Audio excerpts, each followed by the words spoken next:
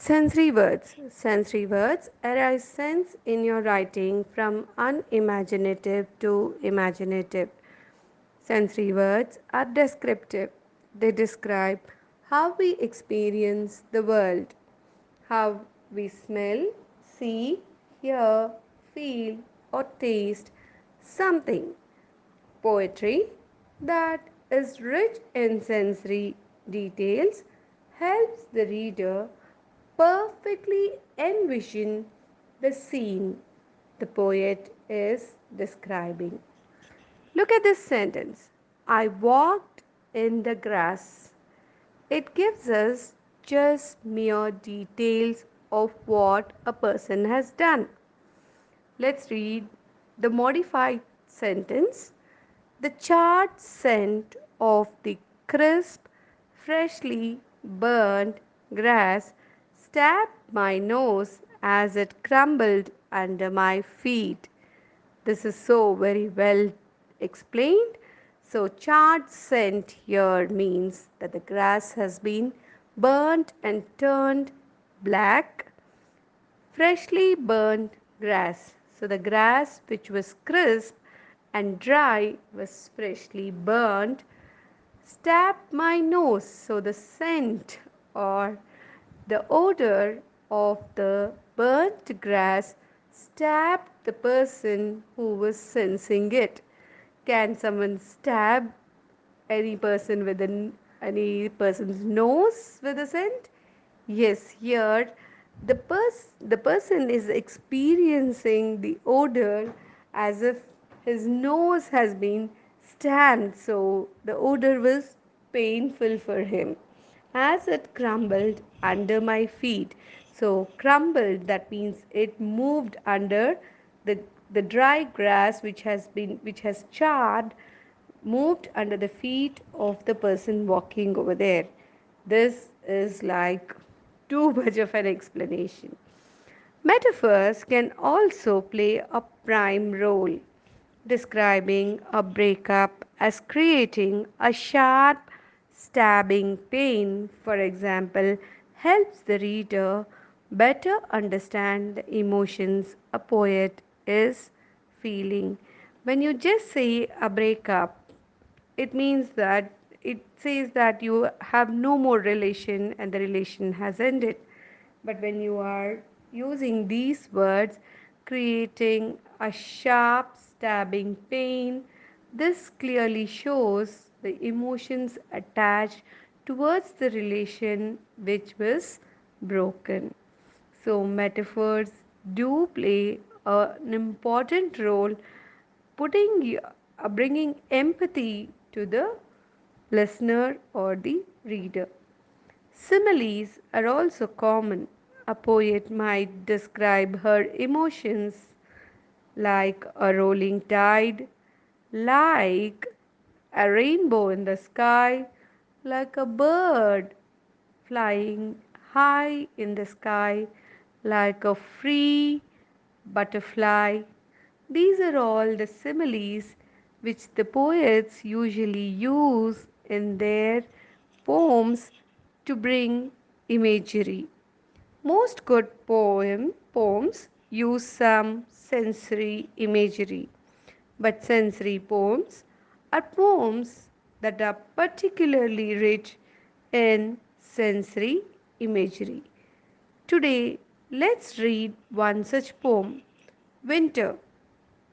When the geese are flying south and the sky is grey. My dears, close your eyes and lift your nose. Listen with your careful ears.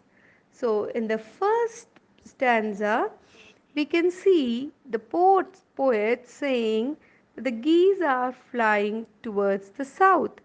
That means maybe the poet belongs to North Pole, or he is describing a situation which happens during winter in the North Pole. The sky is grey. So, here, when the poet says the sky is grey, we can imagine that there is no sufficient sunlight. Close your eyes and lift your nose. Listen with your careful ears. So he's asking you to experience the world around you by closing your eyes and lifting your head high. Feel the winter coming on. Hear it in the crackling trees. Note the crisping, quivering wind sharply snapping at their leaves. So, how is the winter?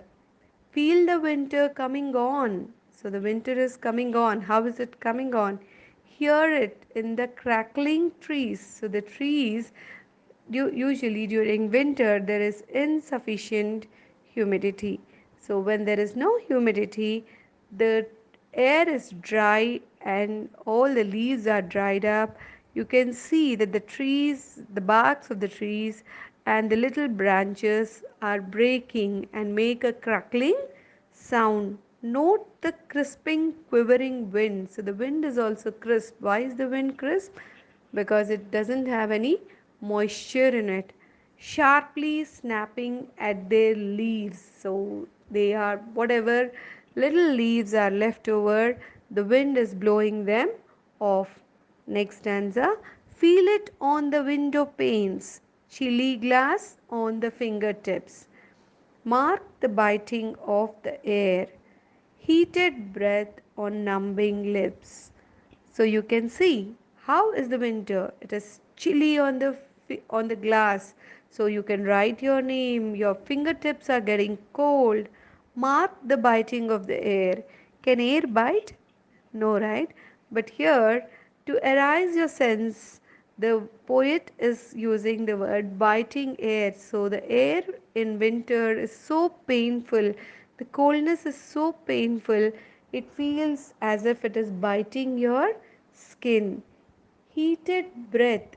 So your how is the breath? How is your breath? It is so hot. When you blow air from inside, you can see a smoke coming out of your hair, out of your mouth, because the outside temperature is so low and your the air is inside you is carrying the temperature of your body on numbing lips. So there is no feeling. Numbing is a feeling where you don't feel any pain, or you don't feel you even you don't have any feelings. It's numb, it's cold, it's numb.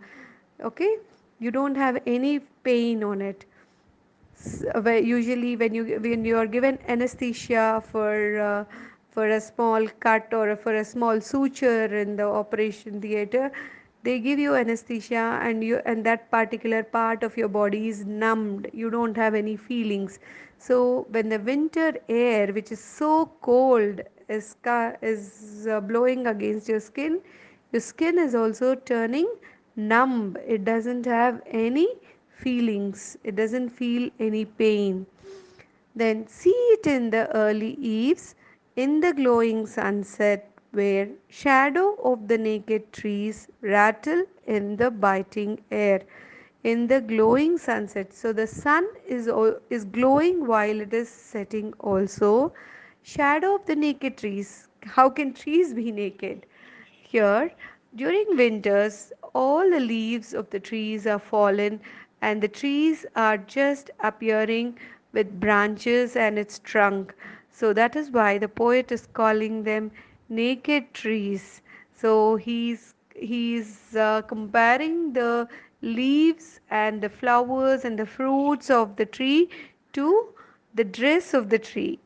Rattle in the biting air. So the air is still biting, it is cold, and they are moving vigorously in the cold air. Watch the Nintach and the wren. They know it's time once more to abandon careful nests as they have done each year before. So Nuntach and Wren are the two little birds who care for their nests, and they give eggs and they take care until their little ones are hatched. But every year they abandon them, that means they leave them during winters and move to far off places. Let the frost rest on your face. Sense a shiver on your skin. See how pretty nature is when she ushers winter in. Let the frost rest on your face. So when the frost comes and rests on your face, what happens? Sense a shiver on your skin. So as the frost comes and rests on your skin, you start shivering because it's very cold, and that brings a sudden shiver in your body. See how pretty nature is. The poet is asking you to experience how pretty the nature is when she ushers winter in. So the nature is telling you, hello, the winter is in, and all these are the signs that winter has come. If you look at the poem overall, it is a nature based poem. The theme is nature based, and the all the sensory words are used in such a way that they relate it to the season winter. So whenever a poem has a theme, all the sensory words related to that particular theme are taken, so that the person reading or listening will experience that whatever the poet wants to convey. Thank you. Since